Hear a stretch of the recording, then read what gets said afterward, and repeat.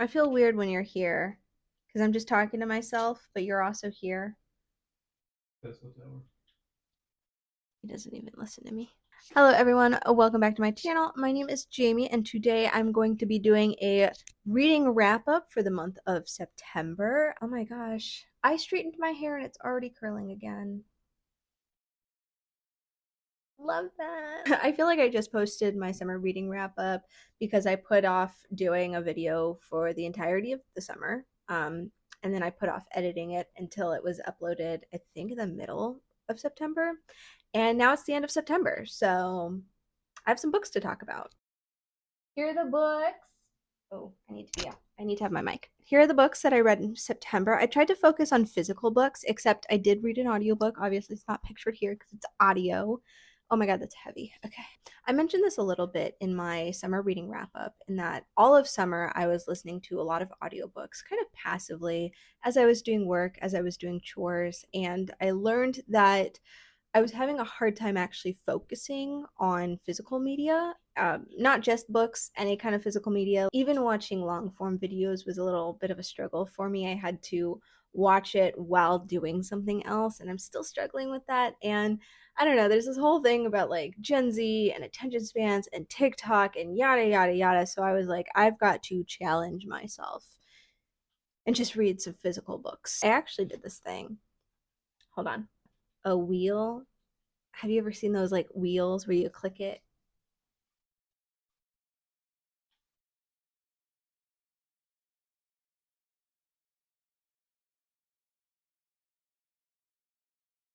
So I did that as a way to uh, pick my books randomly. So then it felt more like a game and something I could commit to. I don't know. I have to like trick my brain into focusing. I don't know what to do about that. But anyway, I use that to pick these reads. So I'm going to talk about them. Anyway, we're going to start with The Scorpio Races by Maggie Stiefvater. I don't know how to say her name. I've heard it pronounced. I can't remember it, and I don't know. I think that one of those ways was close. I started this in early August while I was still doing my play, and had a lot of trouble focusing on it. This is actually the book that made me realize that I needed to pay attention to some physical books because I was not focusing very well. I only finished it in like the first week of September. And it's not because it was really long or because it was even really boring. I was just not in the mood to pay attention or read. So I would put it down and just let it be for like weeks at a time and pick it back up and only read about 30 pages and yada yada. And it's a 400-page book. I picked up the Scorpio Races because the same author wrote The Raven Cycle, which was one of my favorite reads of last year. It helped me get through the entire process of moving to this new state.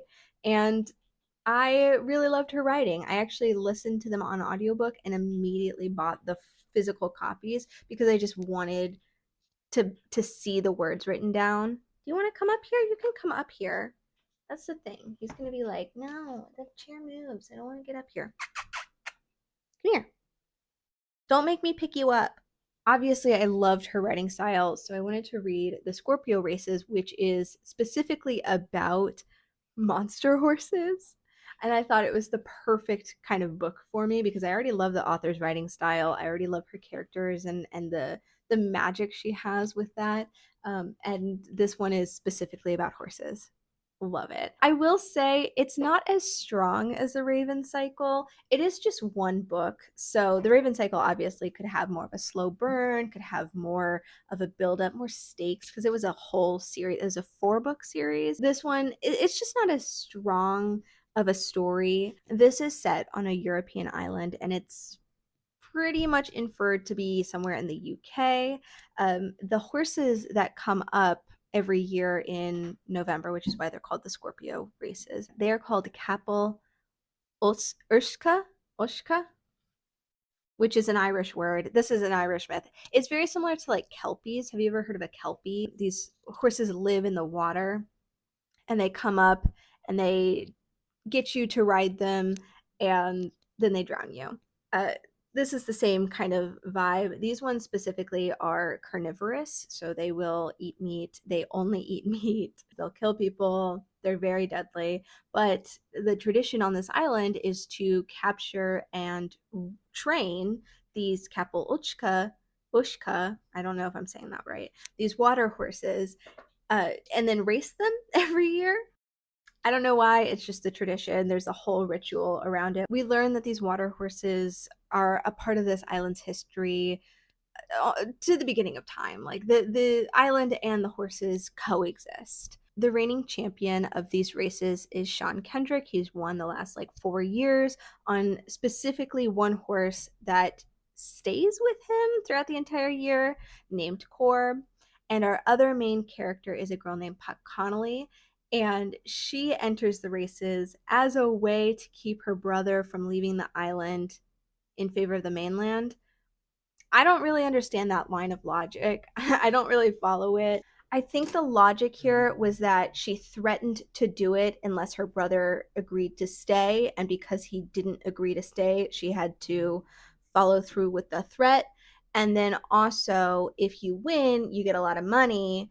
And the reason he was going to the mainland is because they needed money and he needed a different job or something. Puck decides to ride not a water horse, but her own horse, who is an island pony, a pony native to this island. Well, horse. Sorry, she's 15 hands. She's not a pony. One of the horses native to the island, and I kind of like that because we learn so much about these monster horses that are intrinsic to the history and the tradition and the magic of this island. But these regular island horses are also native to the land, and that's my chapstick. We don't learn anything about the island ponies, but they're also like intrinsic to this island. They're part of the ecosystem. They have just as much of a right to this island as the water horses. And even though we don't go really deep into the traditions or why they do this racing, I think it's a great choice to make Puck Connolly ride an actual island horse rather than a Kapellchua. I don't know why I keep trying to say it. I don't know how to say it. It's a Kapellchua.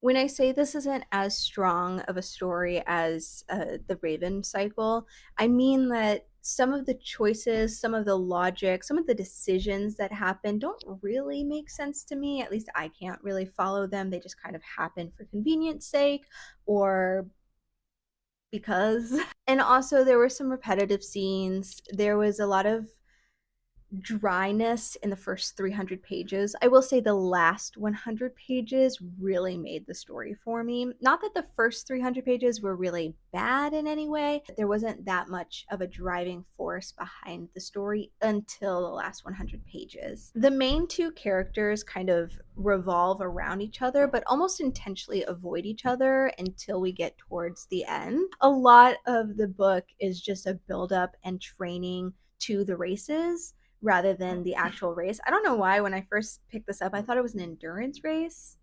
So I thought we were going to be riding for days and days and days. It's not. It's just a race along the beach for like 5 minutes. When it comes to the relationship, it didn't really click for me again until the last 100 pages. Like I said, they're almost intentionally avoiding each other.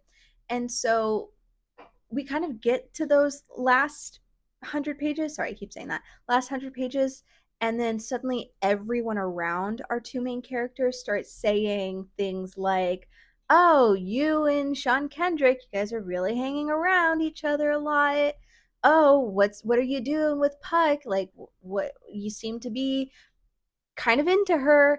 And it's not until those people start saying these things that our two main characters go, oh, am I also kind of into him? Like, she is kind of cute. Maybe there is something to my like feelings to her rather than just wanting her to succeed. It kind of felt like the author got to a certain point and was like, "Oh my god, I forgot this was a romance as well," and just smushed the characters together, which I don't know. I'm a bit more lenient because it's a book about horses and I like it.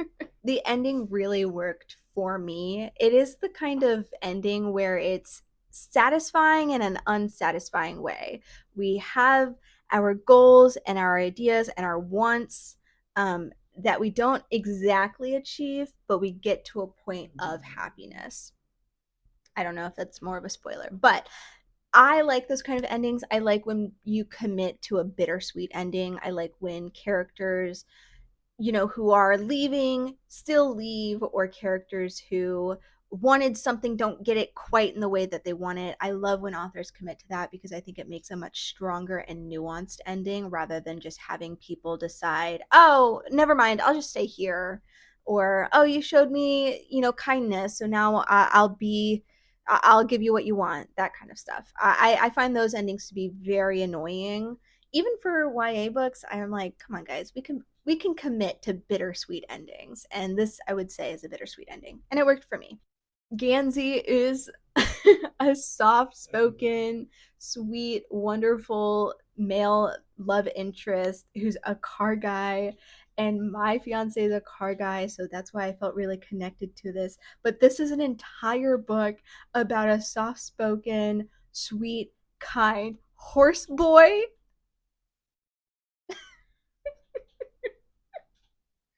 How dare you? How dare you write a wonderful, kind, caring, loving male main character that's a horse boy when I'm engaged? How dare you do that? There's an legitimately a full chapter of Sean Kendrick just playing in the water with his magical horse, and I thought that was the sweetest thing in the world. Next, the TBR wheel chose for me Lives of the Monster Dogs by Kirsten Bakis.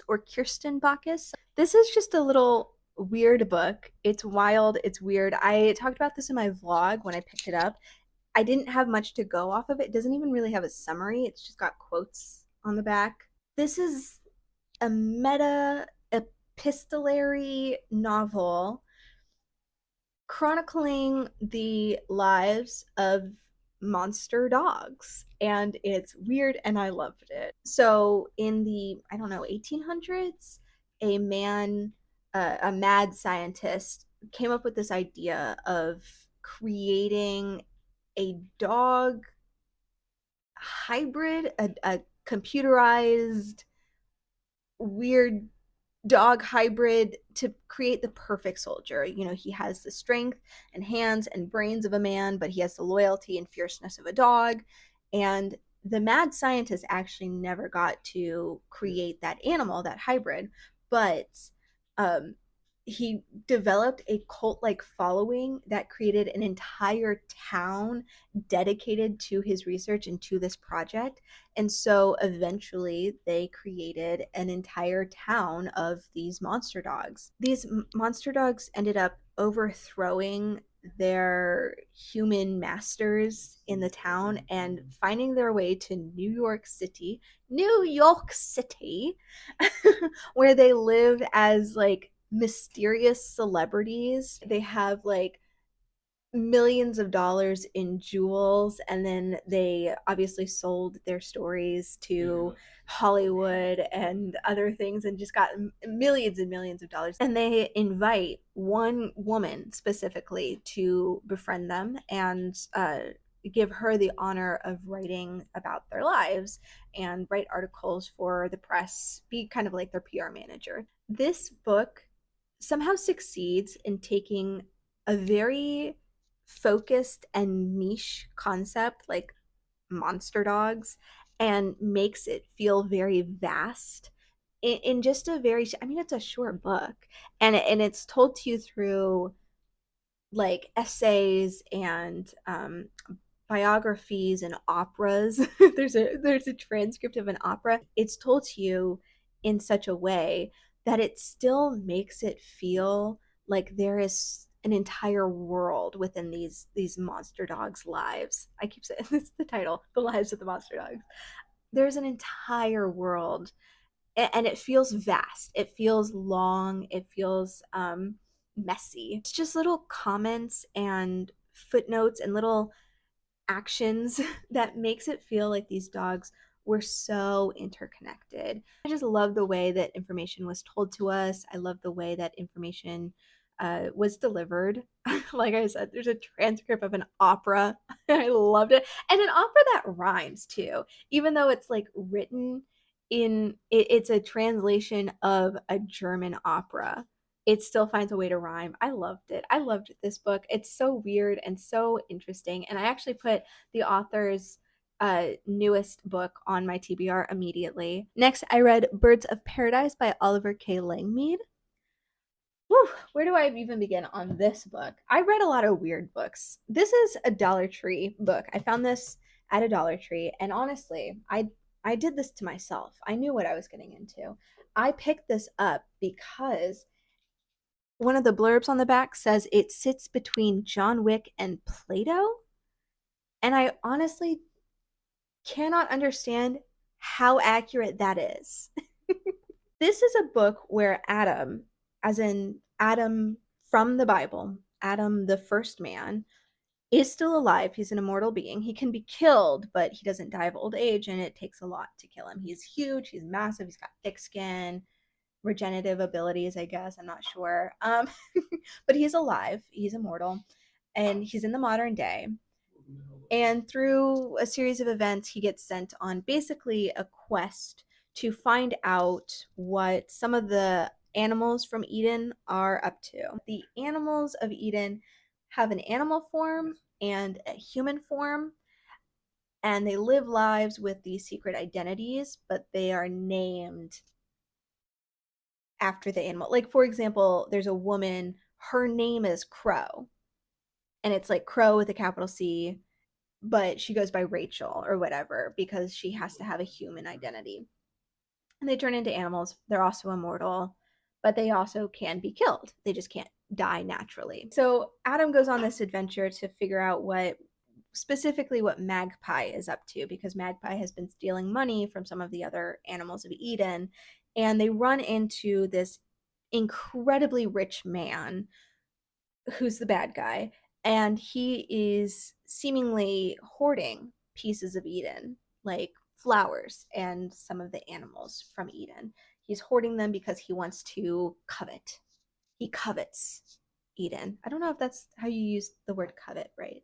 In contrast to Lives of the Monster Dogs, this book takes a very broad and big concept, something as big and vague as Adam still existing and going on adventures. It narrows it down and focuses it into a very digestible adventure story. And I don't think that's a bad thing. I think it does that in a very interesting way. It is just interesting how it takes something as broad and as big as like Adam collecting pieces of Eden and the animals of Eden and being friends with them, and this long history that they have of being immortal and the interconnected lives that they have lived, and just kind of narrows it down to this one adventure. It's an interesting idea. When I say it's like John Wick, it really reminds me of that trend of action movies in the early 2000s where it's a really, really cool guy, usually pretty chill until it comes to fighting. And then he is like the most badass, competent fighter you've ever seen. And usually they try and call him an anti-hero or just like a cool guy hero where he's fighting for a selfish reason or whatnot, but he's fighting up against a villain who is so incredibly evil. And really, the whole point of those movies was to pit these guys against each other so you could have really cool choreographed fight scenes. And that's all that there was. There were some movies that did it better than others, or some movies that had more depth than others. But really, it was just cool action hero, punch bad guy real hard. And that's kind of what this book feels like. It has a lot of the story beats and tropes that those movies have anyway. For example, this is a bit of a spoiler, but you know, we're at our lowest and we've made our comeback, and Adam sees the villain again, and the villain, I shit you not, says, "But I killed you. I watched you die." Adam himself is very docile until he finds out that you've hurt one of the animals of Eden. He snaps. He's pretty docile, pretty chill, pretty okay with living a laid back life where he's just gardening until somebody that he knows is harmed. It's almost a secular look at the book of Genesis. In fact, they have a moment where the villain, when they're being chummy, is like, oh, this is my favorite verse from the Bible. It's the book of Genesis, yada, yada. And Adam, in his narration, goes, I never really liked the Bible. It could never encompass the beauty of Eden, the true beauty of Eden. So this is very much divorced from religion. This is a secular look at Adam as if Adam and Eve were real people who created life, I guess. I'm not a religious person. I don't really understand all of the nuances of somebody who would have been raised religious or believes in this stuff. So to me, it was really approachable because it was so secular, but I do think you lose something when you divorce it from its biblical roots. Like, we didn't really talk about God or like God forsaking Adam or God doing anything for the people of Eden. There are some implications that I don't think the author was intending.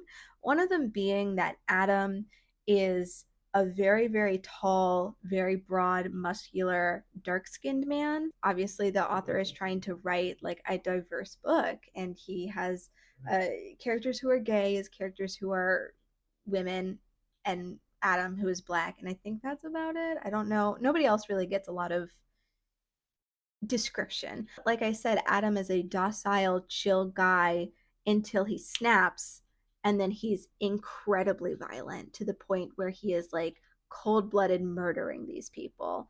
And I just feel like there are some implications there that I don't think the author was intending, but wasn't fully thought out when it comes to the vilification and the stereotype of violent black men that I don't think the author really fully understood. Also, we're like fully set in just the UK, and I find it so funny that all of Eden, all of these little pieces of Eden are just scattered across the UK specifically. It's a very white look at the Bible. We don't even really get animals that are found in like Asia or Africa. We don't get like tropical plants. We just get roses. We get magpies and butterflies, very European specific animals and plants, which is just interesting, not bad, just an interesting thing to note when discussing Eden. Next, we have Life Hacks for a Little Alien by Alice Franklin. I loved this book. I had a really good reading month. Now that I'm looking at it, there's one book that tarnishes my really good reading month. A look at one child's experience growing up neurodivergent, told in second person, framed as if an older being, we understand what the being is at the end, but in the beginning we don't really know. But this older being has come to a young child and decided to explain their life and explain kind of all the things that maybe not went wrong, but kind of give context for situations, tell her that she's going to end up eventually in these situations, and explain why. So our main character grows up through life just different, just not understanding how people are interacting with her, how what she's doing and what she's saying could be so misinterpreted by other people. And eventually she comes to this conclusion that she must be an alien. She feels like she's a little alien that has been dropped off on planet Earth. I'm going to start tearing up. Oh my God. She becomes obsessed with something called the Voynich manuscript, which I didn't know when reading this. My coworker enlightened me about this, that the Voynich manuscript is a real thing. And there are like cult followings trying to translate and research this manuscript, which is wild. When she's a little kid, she finds out about the Voynich manuscript, and it's almost like the History Channel, where somebody says that their theory is an alien must have written the Voynich manuscript, because this language is not related to any other language on earth that we know of. The main character becomes obsessed. This becomes like a very big special interest for her, as she feels some sort of connection to the fact that it is also misinterpreted and untranslatable, just like her. I'm thinking about it, not tearing up. This was a really emotional read for me. Less because a lot of devastating things happen. Nobody dies, nobody gets their heart broken or anything, but it was really emotional for me because it was like I was being seen in such relatable ways. Like for the first time, something of my experience was being put into words. I've talked before, I think, how I suspect that I'm on the spectrum, but I am not diagnosed and I would never call myself autistic. To somebody, I would never try to take autistic resources for autistic people. So it just was really emotional because I was like, I understand you. I understand that feeling. I remember writing in my diary saying, I feel like I'm an alien. I feel like I must be from another planet because I don't understand people. And it was great. I also cry at any kind of like positive father daughter relationship because I have issues. And that happens in this book. And I was like, oh my God. It just really hit me how this character went through life constantly being told that she was doing something wrong or saying something wrong or that she was doing things in the wrong way. And I felt that on a personal level. Now, when I look at the book objectively, are there things it could improve upon? Absolutely. There were a few characters who I felt needed more time. Like, for example, in the summary, she calls Bobby her best friend, but like Bobby's just kind of there. There isn't really a lot of friendship going on. There were a few scenes that didn't really connect. There was some time jumping. There were some scenes that really didn't serve a purpose. But the book made me cry, so I don't really care about that. I felt like I needed to give this book to little baby Jamie and just have her read it and tell her that everything's going to be okay, which is kind of the whole premise of this book. That somebody is coming to this person and saying everything's going to be okay. Stealing Thunder and Gifting Fire, both by Alina Boyden. This is a series. I think it's a duology. I don't really care if it's not. I already know that I'm going to make a dedicated video to this. In order to not turn this into a 2 hour long rant review, I'm going to be as concise as possible when talking about these books. I found Gifting Fire at a Dollar Tree. Didn't realize it was the second book because, like every time, it does not say second anywhere. Like a whole year, I was trying to find Stealing Thunder somewhere, at a secondhand bookstore, couldn't find it. Finally go on Thrift Books, bite the bullet, buy it online. Accidentally bought an ARC copy. Did not mean to do that. My apologies, because I know that's technically illegal. Not illegal to buy, illegal to sell. I don't know if it's illegal, actually. Read it, hated it. But I felt like I would have been wasting my money if I didn't at least give this an attempt. So I read the first 100 pages of this book and just couldn't put myself through it. Okay, I've rambled already. I need to. This series focuses on the main character, Razia Khan, who used to be the heir of a very powerful country. When she was 13, she ran away to become a Hydra. I really hope I'm saying that correctly. A Hydra, I did not know this when I was reading it. My sister actually had to explain it to me, is a legally recognized third gender of India. Basically, transgender women and I think intersex people, but we're focusing mainly on the transgender women aspect of it. This main character runs away to become a Hydra because obviously she is a transgender woman, and this was the only way that she could live her true self and her true identity is to give up the throne and become this. And by this, I mean a sex worker. I'm not entirely sure if all Hydras in India are sex workers or even in this world are sex workers, but it is very much implied that all Hydras in this world have to be working in a brothel. The conflicts. The point of this story is she runs into the prince of the new nation that she lives in and instantly falls in love. It is an insta love relationship, which we know we hate insta love relationships anyway. Through meeting him, she rises through the ranks, basically. I'm trying to be as vague as possible. Basically a concubine for the prince, and then finds herself face to face with her enemies. And that's the premise of the first book.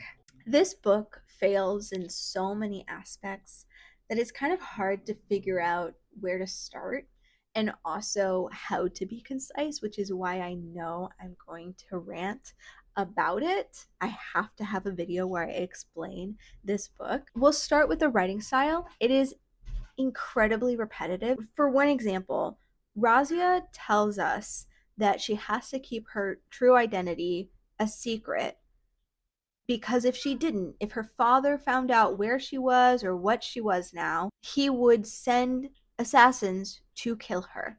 She tells us that exact sentiment, different wording every time, slightly, but that exact sentiment on almost every other page. At least every other page, we get a mention of her father wanting to kill her, her father sending assassins, how she has to stay a secret or else she will die. Every other page. Also, the threat level, the like danger, the feeling of danger of her father killing her if he ever found her true identity, kind of diminishes after the like third person she outright tells her true identity to. And also the fact that she keeps saying they would turn me in, but then they immediately say, no, your secret's safe with us, we're not going to turn you in. We're always told that Razia is oppressed or disrespected, and I have no doubt that actual Hydra people are oppressed in the society. And I think that the author was banking on us knowing about the oppression of trans women or the Hydra to kind of fill in the blanks about Razia being oppressed. But on page, the character is never really oppressed or disrespected. A little bit, and we'll get to it. We'll get to specific examples in my rant review, but it's almost like the author wanted a character that was victimized without actually having her suffer on page, because Razia is perfect at everything. Razia is so perfect. She's the perfect wrestler, perfect strategist, perfect Zahak writer. She's the perfect woman. She's so beautiful, so unclockable. We'll get into it in the rant review. She's just so perfect at everything. She has no actual challenges, and that just makes every conflict be resolved within like 2 pages. And so then the entire story is just a series of conflicts that are immediately resolved kind of outside of Razia's uh agency. And also every other character is just a flat lifeless backdrop for her to exposit to. I'm gonna say I barely know anything about this world, about the society, about how the society treats Hydra versus cis women, how the society treats people who support the Hydra communities. I know nothing about the Zahaks. The Zahaks are like bird dragons, and I know nothing about them. And the whole world is just basically fantasy India. They're wearing saris and langas. They're eating samosas. Like it's not even fantasy versions of these dresses or things. It's just India. It's just India with bird dragons, and that's all the world is. That's all I know about it. I've already talked a lot about it, and I've gone too much in depth than I wanted to. Like I said, I will reserve my rant review. It's like I'm getting angry talking about it. I will reserve my ranting for its own dedicated video because it deserves its own dedicated video. I will say I was trying desperately to get through gifting fire to see if any of my questions were answered, any improvements were made about the writing style or about some of the characters. And I only got about 100 pages in. I will say that the author, I think to her credit, was trying to correct some things that were criticized about the book, in the first book. Some weird choices with these characters and some of the repetitive writing, but it got boring. I was 100 pages in and I was just bored. There's a lot of more political stuff, but because the author hadn't built up this world, it was just throwing a lot of fancy names at me and telling me that these were threats, but it was impossible to keep track of because I didn't actually know these countries or the people ruling them or the threat levels of them. They were just names on a page, and that's all that the political aspect of it was. So I may try and skim through it just to see, but I also like didn't care, and I was so angry with the first book that I did not want to even look at the second book. Look out for that video, the rant review, because I need to get it out of my system. I was like screaming to my fiance about this. Surprisingly, I only read one audiobook, and that was The Starving Saints by Caitlin Starling. I was kind of testing myself with it because I knew going in that it would be talking about cannibalism, and I've made it no secret that cannibalism is one of the biggest fears that I have, one of the lines I try not to cross. But because this story was so interesting, I really wanted to test myself to see how far I could get. And I'm in the spooky mood. Like it's fall, Halloween's coming up. Like I wanted to be scared. Okay, you read horror to be discomforted. We are set in a castle that is under siege, and the siege is starving them out. We start the book with being told that if everyone gets the same amount of rations that they've been getting, we'll run out of food in like 15 days. And they're already on like bare bones rations, like barely eating. The king has tasked one of our main characters, Focine, she's considered the mad woman, with granting them a miracle. She's already somehow purified the water, which was one miracle, and now she is tasked with creating food out of nothing, just getting the miracle of food, because if she doesn't succeed in that, they will start having to eat their dead. Sorry. I don't know where that came from. So we follow three women: Focine, the mad woman, who's tasked with creating um, food out of nothing. And then we also have Servoine, who is a knight, and she is tasked with um, protecting Focine at the very beginning. And for some reason, she hates Focine. I don't know if I missed that or if she just like really doesn't like her. Then we also follow Trela, who's a bit younger than these ladies, but she's a young woman who has snuck into the castle and seeks revenge on Servoine for their sordid histories. She is now stuck there while it's under siege, and she is also starving. And these three women just kind of come together in just the most adventurous of ways. It's such a good. I just finished this, by the way, like earlier today. They come together because at some point the lady and her saints that these people worship arrive at the castle and grant them the blessing of food. Just thinking about it, I didn't have this reaction while I was reading it, but just thinking about it. This was a wonderfully compelling psychological horror.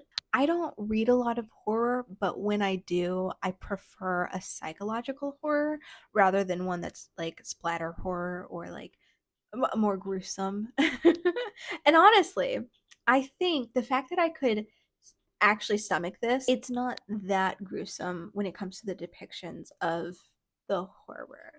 It was almost like the stuff, the starving and the feasts that happen, was almost like a backdrop just to the character interactions as they figure out what's going on and how to stop some of the things going on. And I don't know, I really loved it. I don't really have thoughts on it, I just really loved it. I thought it was amazingly compelling. I loved the characters.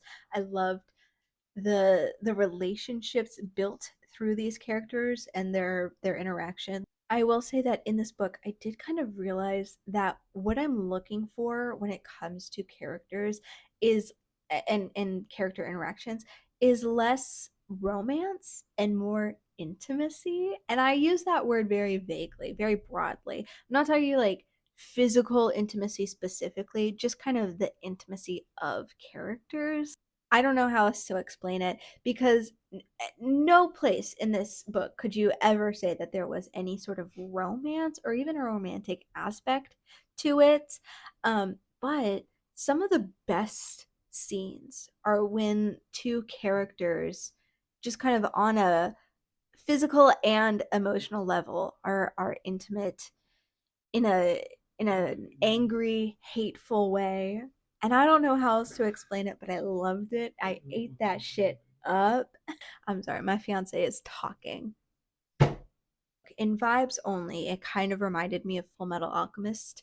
Just in the imagery, there's like shadow monsters at some point, and there's this like crack in the wall of something that speaks to you.